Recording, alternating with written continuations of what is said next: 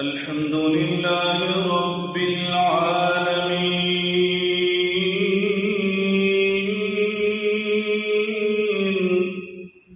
والعاقبة للمتقين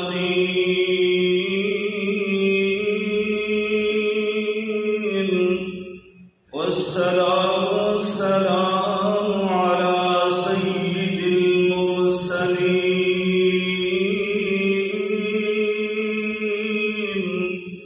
وعلى آله وصحبه أجمعين. سبحانك لا علم لنا إلا ما علمتنا إنك أنت العليم الحكيم.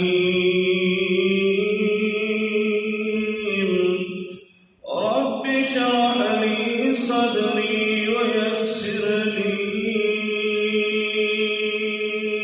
أمري واحلل عقدة من لساني يفقهوا قولي. أما بعد فإن خير الحديث كتاب الله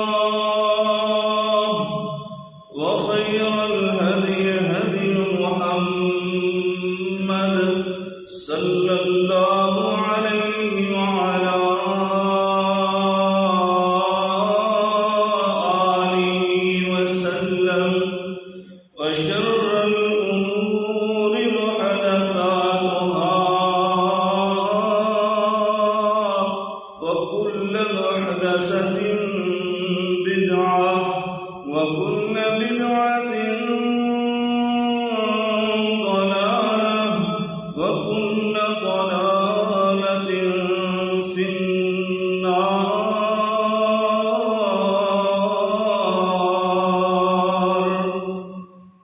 أعوذ بالله السميع العليم من الشيطان الرجيم. بسم الله الرحمن الرحيم. إن في خلق السماوات والأرض واختلاف الليل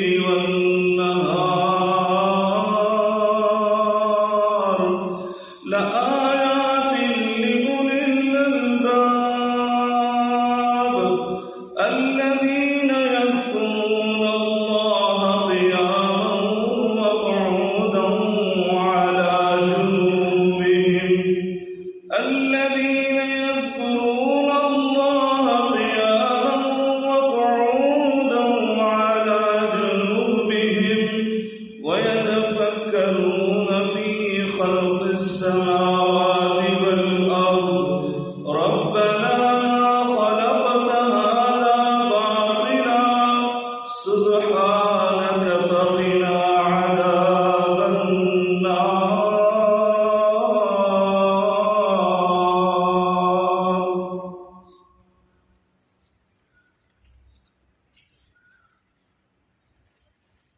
بزرگان من، برادران ملت،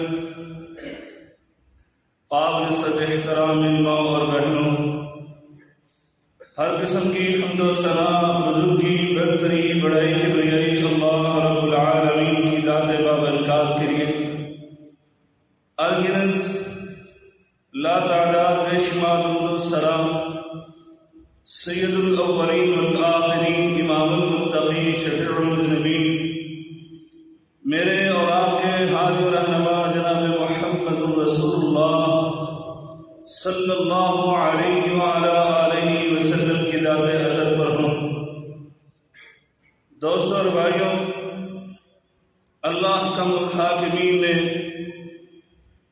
اپنے مومن بندوں کو مقصد تخلیق پورا کرنے کے لیے مختلف عبادات عطا فرمائی.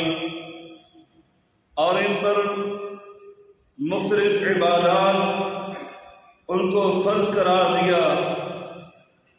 ان عبادات میں سے آج ایک ایسی عبادت کا تذکرہ کرنا چاہتا ہوں کہ جو نماز کے بعد بھی اللہ تعالیٰ نے جس کا حکم دیا، حج ادا کرنے کے بعد پھر اللہ تعالیٰ اس کا حکم دیتا ہے، جس کا حکم تکمیل رمضان کے بعد پھر اللہ تعالیٰ عطا فرماتا ہے۔ اور میرے اور آپ کے آقا علیہ الصلوۃ والسلام زندگی کے ہر موڑ پر، زندگی کے ہر لمحے، اپنے شب و روز، لیل و نہار میں ہر وقت وہ عبادت کیا کرتے تھے۔ وہ عبادت ایسی ہے کہ جس کے لیے بندہ مومن کے لیے قبلہ رخ ہونا بھی کوئی ضروری نہیں ہے۔ وہ عبادت ایسی ہے کہ جس کے لیے بندہ مومن کو باوضو ہونا بھی ضروری نہیں ہے، بلکہ وہ عبادت تو ایسی ہے کہ جس کے لیے اس کو سطر کا بھی خیال رکھنا ضروری نہیں ہے۔ وہ عبادت ایسی ہے کہ جو ایک عالم بھی کر سکتا ہے تو ایک جاہل بھی کر سکتا ہے، ایک فارغ آدمی کر سکتا ہے تو مشغول اور مصروف آدمی بھی کر سکتا ہے۔ اگر مرد کر سکتا ہے تو خاتون بھی کر سکتی ہے، اگر جوان کر سکتا ہے تو بوڑھا بھی کر سکتا ہے۔ ایک تندرست انسان صحت مند تنومند کر سکتا ہے تو ایک کمزور، ناتواں اور بیمار آدمی بھی کر سکتا ہے۔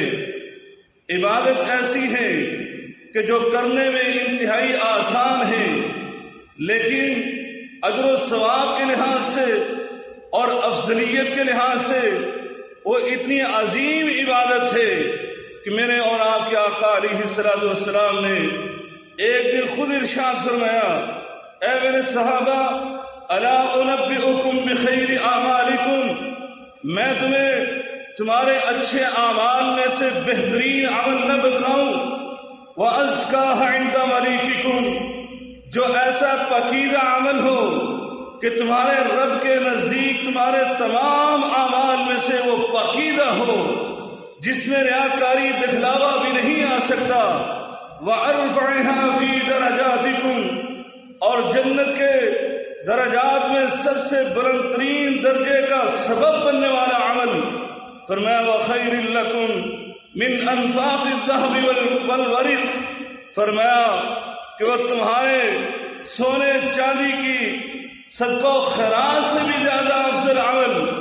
بلکہ آگے میرے آقا علیہ الصلوۃ والسلام نے فرمایا وَخَيْرٍ لَكُمْ مِنْ أَن تَلْقُوا عَدُوَّكُمْ فَتَضْرِبُوا أَعْنَاقَهُمْ وَيَضْرِبُوا أَعْنَاقَكُمْ، فرمایا بلکہ میں تمہیں ایسا عمل نہ بتلاؤں کہ تمہارے میدان قتال، میدان جہاد میں جانے سے افضل کہ میدان قتال میں جا کر تم دشمن کا سامنا کرو، وہ تمہاری گردنیں اڑائیں، تم ان کی گردنیں اڑاؤ، اس سے بھی زیادہ افضل۔ تو صحابہ کرام نے کہا بلا یا رسول اللہ صلی اللہ علیہ وسلم، اے اللہ کے رسول، کیوں نہیں ایسا عمل کہ جو رب کے نزدیک ہمارے اعمال میں سے پاکیزہ بھی ہو، جو جنت میں سب سے بلند درجہ حاصل کرنے کا سبب بھی ہو، جو ہمارے سونے چاندی کی صدقہ و خیرات سے بھی افضل ہو، اور جو میدان جہاد میں اپنی جان کا نذرانہ پیش کرنے سے بھی زیادہ افضل ہو، وہ عمل ہمیں کیوں نہیں ضرور بتلائیے۔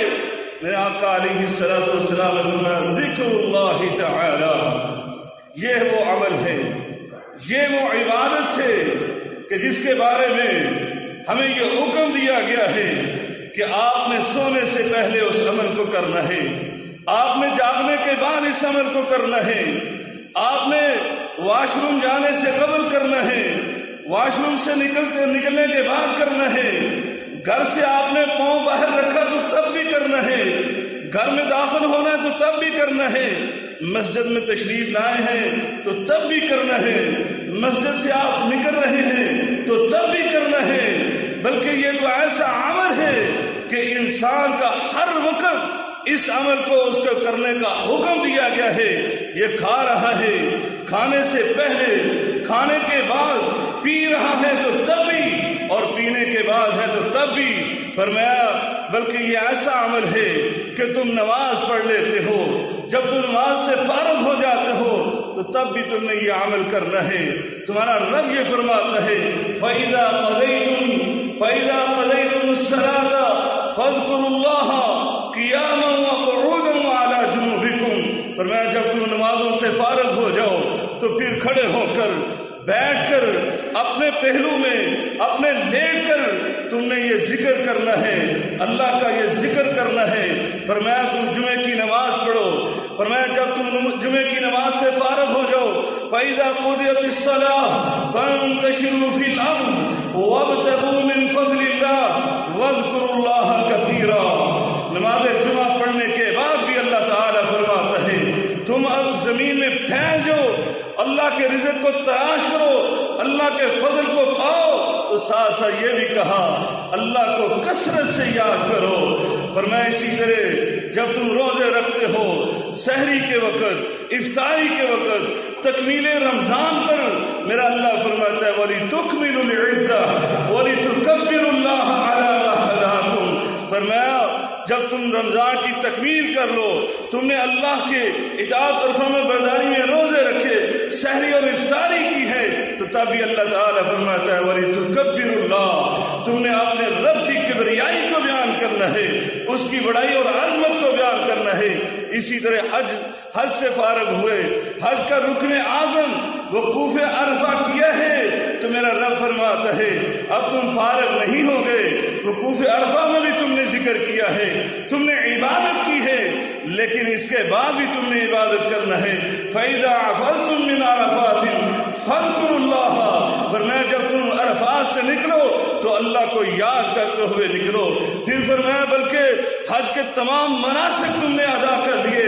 فرمایا اس کے بعد بھی تمہارا رب فرماتا ہے فَإِذَا قَضَيْتُم مَّنَاسِكَكُمْ فَاذْكُرُوا اللَّهَ كَذِكْرِكُمْ آبَاءَكُمْ أَوْ أَشَدَّ ذِكْرًا. فرمایا جب تم مناسک حج کر لو، حج کے تمام ارکان ان سے فارغ ہو جاؤ، تب بھی تمہارا رب کہتا ہے تم نے ذکر کرنا ہے، تم نے اپنے رب کو یاد کرنا ہے. دوستو اور بھائیو، یہ وہ عمل ہے جس کے بارے میں ہمیں حکم دیا گیا ہے کہ ہم ہر وقت اپنے رب کو یاد کریں. ام المومنین سیدہ عائشہ صدیقہ رضی اللہ تعالی عنہا ہمیں اپنے رسول مقبول صلی اللہ علیہ وسلم کی سیرت طیبہ کے سنہری اوراق ہمارے سامنے رکھتی ہیں اور کیا فرماتی ہیں قال النبی صلی اللہ علیہ وسلم یذکر اللہ علی کل احیانہ. فرمایا میرے نبی کریم رؤوف الرحیم صلی اللہ علیہ وسلم اٹھتے بیٹھتے، سوتے جاگتے، چلتے پھرتے، میرے آقا علیہ السلام خوشی کے لمحات میں، غمی کی گھڑیوں میں میرے آقا ہر وقت اللہ کو یاد کیا کرتے تھے، میرے رب کو یاد کیا کرتے تھے.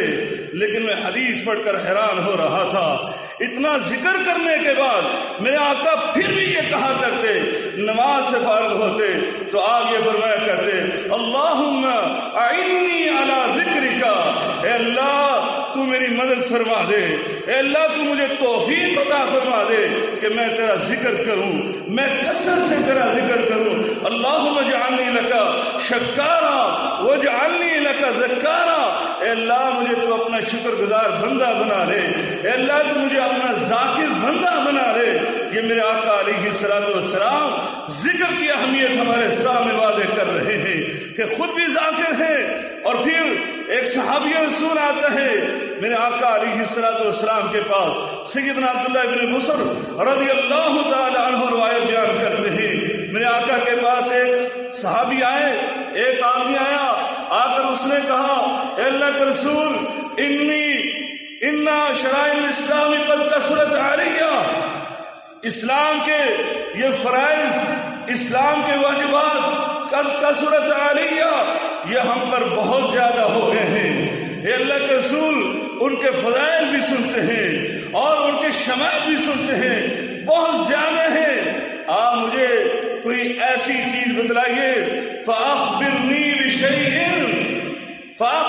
بشیء، اللہ کے رسول مجھے کوئی ایک آسان سا عمل بتلائیے، اتشبث بھی، فرمایا تاکہ میں اس پر ہمیشگی کروں، دوام کروں، اور مجھے بہت زیادہ فضائل حاصل ہو جائے، بہت زیادہ مجھے بزرگی اور شرف حاصل ہو جائے۔ میرے آقا علیہ الصلوۃ والسلام نے کیا ارشاد فرمایا؟ فرمایا لا یزال لسانک رطبا من ذکر اللہ تعالی، فرمایا اگر تم چاہتے ہو کہ ایک عمل پر ہمیشگی کرو، دوام کرو، اور تم استمرار کے ساتھ اس عبادت کو بجا لاؤ، تو میں تمہیں کہتا ہوں یہ تمہاری زبان جو ہے یہ پھر جنبش میں رہے، یہ حرکت میں رہے، تم اللہ کا ذکر کرتے رہو، تم اللہ کو یاد کرتے رہو۔ دوستو اور بھائیو، میرے آقا علیہ الصلوۃ والسلام خود بھی یہ عمل کرتے، خود بھی یہ کثرت سے عبادت کرتے، اور اپنے صحابہ کو بھی یہی بتلاتے۔ کیوں نہ بتلاتے کہ میرا رب کہتا ہے قرآن مجید میں اپنے مومن بندوں کو، فرمایا سنو، میں تمہاری ساری صفات کے حوالے سے یہ نہیں کہوں گا کہ یہ کثرت سے کرو، کثرت سے کرو، بلکہ صرف کروں گا تو صرف اسی عمل پر۔ اللہ تعالیٰ سورۃ الاحزاب میں مومنوں کی 10 صفات کو بیان کرتا ہے، فرمایا ان المسلمین والمسلمات والمؤمنین والمؤمنات والقانتین والقانتات والصادقین والصادقات والصابرین والصابرات والخاشعین والخاشعات والمتصدقین والمتصدقات والصائمین والصائمات والحافظین فروجهم والحافظات والذاکرین اللہ کثیرا والذاکرات۔ اللہ نے پہلی 9 صفات بیان فرمائی، پہلی 9 صفات، اور ان میں صدقے کی بات بھی آئی ہے، اس میں روزوں کی بات بھی آئی ہے، اس میں صبر کی بات بھی آئی ہے، لیکن اللہ نے یہ نہیں کہا بہت زیادہ صبر کرو، بہت زیادہ صدقہ کیا کرو، بہت زیادہ روزے رکھا کرو، نہیں، فرمایا کثرت سے کرنا ہے، بہت زیادہ ذکر کرنا ہے، تو فرمایا ذکر کیا کرو۔ کیوں؟ اس لیے اللہ تعالی نے اپنے مومن بندوں کو یہ حکم دیا، یا ایھا الذین آمنوا اذکروا اللہ، یا ایھا الذین آمنوا اذکروا اللہ ذکرا کثیرا وسبحوہ بکرۃ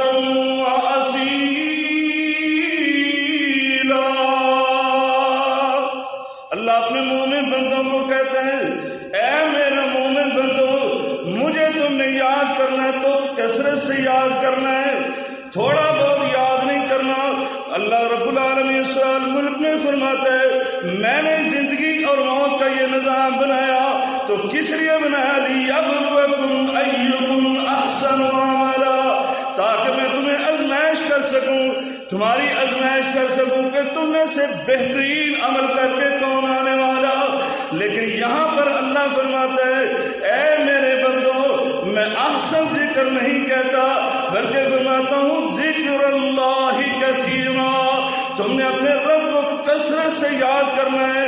جو تمہیں ذکر اچھا لگے نا، سبحان اللہ کہنا چاہتے ہو سبحان اللہ کہو، الحمدللہ کہنا چاہتے ہو الحمدللہ کہو، اللہ اکبر کہنا چاہتے ہو تو اللہ اکبر کہو، لا الہ الا اللہ پڑھنا چاہتے ہو تو لا الہ الا اللہ پڑھتے رہو۔ فرمایا ذکر کرنا ہے تم نے کثرت سے کرنا ہے، وَسَبِّحُوهُ بُكْرَةً وَأَصِيلًا، فرمایا یہ ذکر کرنا ہے تو کثرت سے کرنا ہے، صبح و شام کرنا ہے، شب و روز کرنا ہے، بلکہ تمہیں تو یہ کہنا چاہیے کہ تمہاری ساری عبادات، یہ سمجھ لینا چاہیے تمہاری ساری عبادات وہ صرف اور صرف ذکر کے لیے بنائی گئی۔ تم پر نماز فرض کی گئی، تم پر روزے فرض کیے گئے، تم پر زکات صدقات و خیرات فرض کیے گئے، تم پر حج فرض کیا گیا، تو میرا رب فرماتا ہے ان سب کا بنیادی مقصد ہی یہ ہے کہ تم اپنے رب کا ذکر کرو، اللہ تعالیٰ قرآن میں فرماتا ہے سورۃ طٰہٰ میں فاعبدنی واقم الصلاۃ لذکری، میری عبادت کرو میری، اور نماز قائم کرو، کس لیے؟ فرمایا لذکری، مجھے یاد کرنے کے لیے۔ اللہ نے مطلب یہ ہے کہ آپ سے یہ اعلان کروایا ہے، کیا اعلان؟ فرمایا یہ اعلان کرو ان صلاتی و نسکی و محیای و مماتی، ان صلاتی و نسکی و محیای و مماتی للہ رب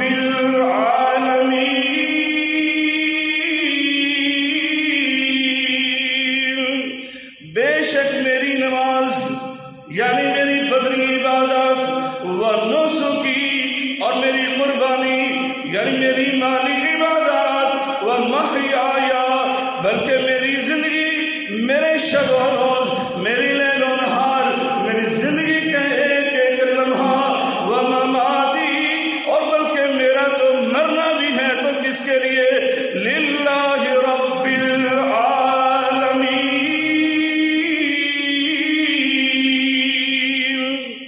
یہ تمام جہانوں کے رب کے لیے ہے۔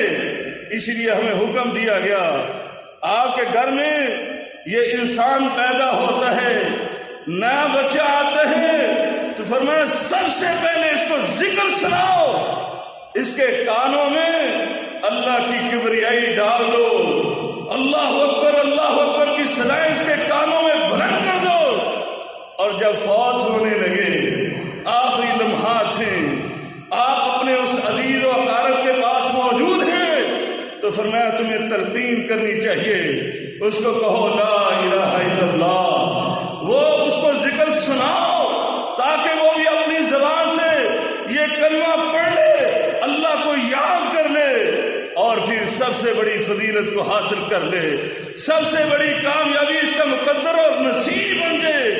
اور وہ کیا ہے؟ فرمایا من کان آخر کلامہ لا الہ الا اللہ فدخل الجنہ، جو فوت ہوتے ہوئے جس نے اپنی زبان سے اس ذکر الہی کو بلند کر دیا کہ اللہ کے سوا کوئی الہ معبود مسجود مطلوب نہیں ہے، تو فرمایا میرے آقا نے فدخل الجنہ، یہ جنت میں ضرور داخل ہوگا۔ دوستو اور بھائیو، یہ ذکر ہر وقت ہمیں کرنا ہے، کیونکہ اس کے فائدے بہت زیادہ ہیں۔ میرا رب کہتے ہیں اتنے فائدے میں تمہیں عطا کروں گا کہ تم تصور نہیں کر سکتے۔ علامہ ابن قیم رحمہ اللہ تعالی نے الوابل السیب میں، علامہ ابن قیم نے 100 سے زیادہ فوائد ذکر کیے ہیں۔ ہمارے پاس وقت نہیں ہے کہ ہم فوائد کا ذکر کریں، بلکہ حقیقت تو یہ ہے، میں اپنے ایمان کی بات کہتا ہوں، ہماری عقلیں، ہمارا علم ان فوائد کا احاطہ ہی نہیں کر سکتا جو ذکر الہی سے انسان کو نصیب ہوتے ہیں۔ دوستو اور بھائیو، اس ذکر الہی سے انسان کو کیا ملتا ہے؟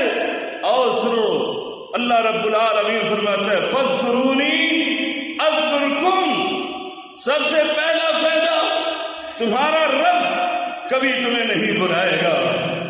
اگر تم اپنے رب کو بلا دو گے تو اللہ رب العالمین فرماتا ہے فَأَنْسَاهُمْ أَنفُسَهُمْ، تم اپنے رب کو بلاؤ گے، اللہ تم سے بیگانہ کر دے گا، پھر تم یہاں پر اپنا خیال بھی نہیں کر سکو گے، تم تو پھر گدھوں کی زندگی گزارو گے، جانوروں سے بھی بدتر زندگی گزارو گے۔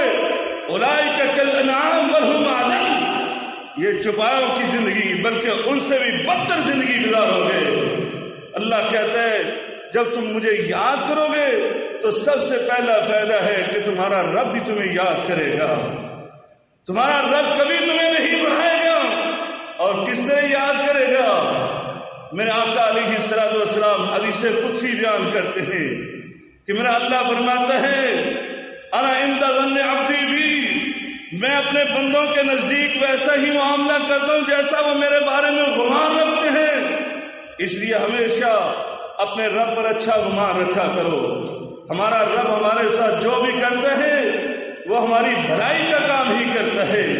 کبھی دنیاوی مشکلات میں بھی پھنسو تو سمجھو کہ یہ تمہارے رب نے تمہارے بارے میں فیصلہ کیا، آسان تکرہوا شیئا فہو خیر لکم، یہ تکلیف بھی تمہارے لیے ہو سکتا ہے بہتر ہو۔ کیوں؟ تمہارا رب فرماتا ہے میں تمہارے ساتھ ہمیشہ بھلائی کرتا ہوں اور گمان بھی اچھا رکھا کرو۔ فرمایا جب میرا بندہ مجھے یاد کرتا ہے، جب بھی مجھے یہ یاد کرتا ہے، میرا ذکر کرتا ہے، انا معہ، میں اس کے ساتھ ہوتا ہوں۔ یہ مجھے بلاتا ہے، میں اس کے پاس ہوتا ہوں۔ فرمایا وَإِن ذَكَرَنِي فِي نَفْسِهِ، فرمایا اگر یہ اپنے دل میں یاد کرتا ہے، ذَكَرْتُهُ فِي نَفْسِي، میرا رب کہتا ہے میں بھی اپنے نفس میں اس کو یاد کرتا ہوں۔ اللہ اکبر۔ فرمایا وَإِن ذَكَرَنِي فِي مَلَائِكَ، فرمایا اگر یہ مجمع کے سامنے یاد کرتے ہیں، مجمع میں اللہ کے بڑے بڑے نیک متقی پرہیزگار سخی بندے بیٹھے ہوتے ہیں، بڑے بڑے حاجی نمازی بیٹھے ہوتے ہیں، بڑا مبارک مجمع ہوتا ہے، لیکن فرمایا وہ کتنے بھی مبارک لوگوں کا مجمع کیوں نہ ہو، اللہ رب العالمین فرماتے ہیں ذکرتہ فی ملاء خیر منہم، فرمایا ان مجمع سے بہتر مجمع میں میں اپنے اس بندے کو یاد کرتا ہوں۔ آپ یہاں بیٹھ کر رب کو یاد کرتے ہیں، اللہ اپنے مقرر فرشتوں کے سامنے بیٹھ کر عرش عظیم پر بیٹھ کر تمہیں یاد کرتا ہے۔ دوستو اور بھائیو، یہ ذکر کے فوائد، فرمایا میرے آقا علیہ السلام نے لا یقعد قوم یذکرون اللہ، فرمایا کہ اللہ کے بندے کسی جگہ پر بھی بیٹھتے ہیں اور وہ اللہ کو یاد کرتے ہیں تو فرمایا الا حفتہم الملائکہ، اللہ کے فرشتے آ جاتے ہیں، وہ اس مجلس کو، اس ذکر کرنے والے لوگوں کی مجلس کو گھیر لیتے ہیں۔ فرمایا وغشیتہم الرحمہ، اور اللہ کی رحمت ان کو ڈھانپ لیتی ہے، ونزلتہم السکینہ، اور ان پر اللہ کی طرف سے سکون نازل ہوتا ہے۔ دوستو اور بھائیو، دیکھو تو صحیح کتنا بڑا فائدہ ہے۔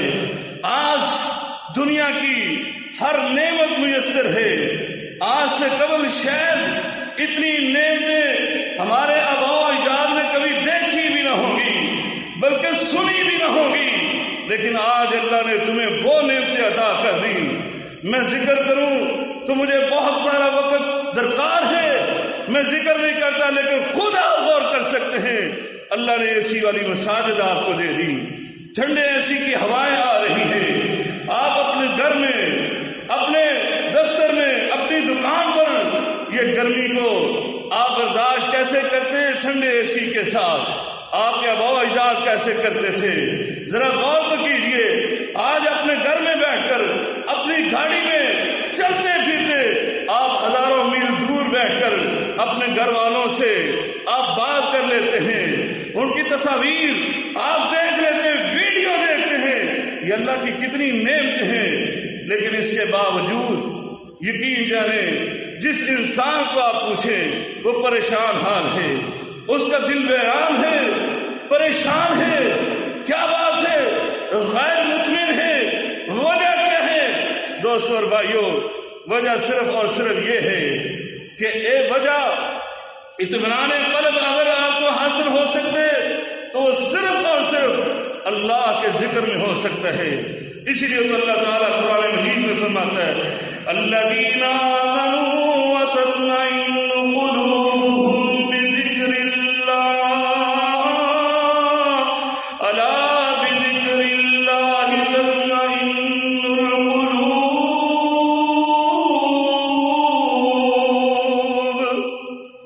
اللہ کے ذکر سے ہی آپ کے ویران دل، آپ کے پریشان دل، بے چین دل، ان کو سکون مل سکتا ہے، ان کو اطمینان مل سکتا ہے صرف ذکر الہی سے۔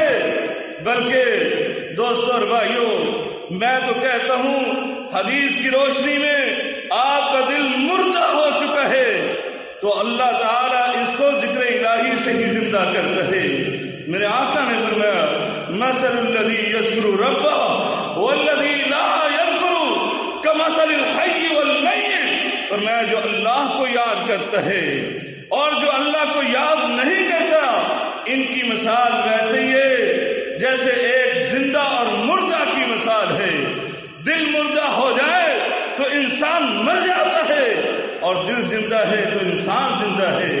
دوستو اور بھائیو، آپ کے دل کی حیات صرف اور صرف ذکر الہی میں ہے، بلکہ آپ کا دل ایمان کے نور سے منور ہو جاتا ہے۔ جیسے اللہ رب العالمین فرماتا ہے انما المؤمنون الذین اذا ذکر اللہ وجلت قلوبهم واذا تلیت علیہم آیاتہ زادتهم ایمانا وعلی ربهم یتوکلون۔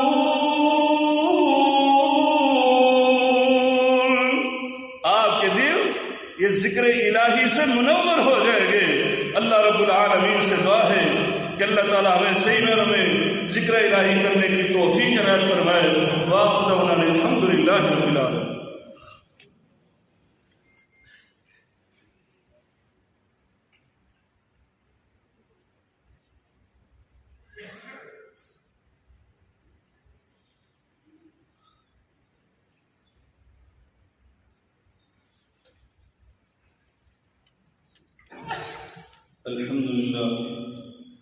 الحمد لله نحمده ونستعينه ونستغفره ونعوذ بالله من شرور أنفسنا ومن سيئات أعمالنا، من يهده الله فلا مضل له ومن يضلل فلا هادي له، وأشهد أن لا إله إلا الله وحده لا شريك له، وأشهد أن محمدا عبده ورسوله۔ دوستو اور بھائیوں، جیسے ابھی آپ نے ذکر کی اہمیت اور فضیلت اور اس کے بعد فوائد کو سنا، جیسے میں نے پہلے عرض کی ہے کہ یقین جانے ذکر الہی کے جو فائدے ہیں اگر انسان کو صحیح معنوں میں معلوم ہو جائیں تو واقعتاً اس کی زبان جو ہے وہ اللہ کے ذکر سے کبھی نہیں تھکے اور تھکنی بھی نہیں چاہیے۔ یہ کتنا آسان ذکر ہے، کتنے آسان اعمال ہیں جن کو انسان بجا لاتا ہے تو اس کے فضائل کتنے زیادہ ہیں۔ آپ نے حدیث رسول سن لی، اسی طرح میرے آقا علیہ الصلوۃ والسلام نے بعض اذکار کی فضیلت کو بیان کیا ہے۔ ایک بندہ صرف اپنی زبان سے سبحان اللہ کہتا ہے، سبحان اللہ کا کلمہ یہ ادا کرتا ہے، اللہ رب العالمین جنت کے اندر اس کا ایک درخت لگا دیتے ہیں۔ اللہ اکبر، ایک درخت جنت کا، دنیا کا درخت نہیں، جنت کا۔ اگر جنت کے درخت پر ہی ہم بات کرنے لگے تو کئی خطبات درکار ہیں اس کے فضائل کو بیان کرنے کے لیے، اس کی صفات اور خوبیاں آپ کے سامنے رکھنے کے لیے۔ تو آپ یہ آسانی کے ساتھ صرف ایک دفعہ کہتے ہیں آپ سبحان اللہ، الحمدللہ، اللہ اکبر، تو اللہ رب العالمین جنت کے اندر آپ کے باغات لگانا شروع کروا دیتے ہیں۔ اللہ تعالیٰ ہمیں اس کی توفیق عطا فرمائے۔ اس کے ساتھ ساتھ اللہ کی رضا، خوشنودی حاصل ہوتی ہے، اللہ کے محبوب بندے بن جاتے ہیں، اللہ کی مغفرت اور اجر عظیم اس کا ثواب حاصل ہوتا ہے، اور عدو مبین شیطان رجیم اس سے حفاظت ملتی ہے۔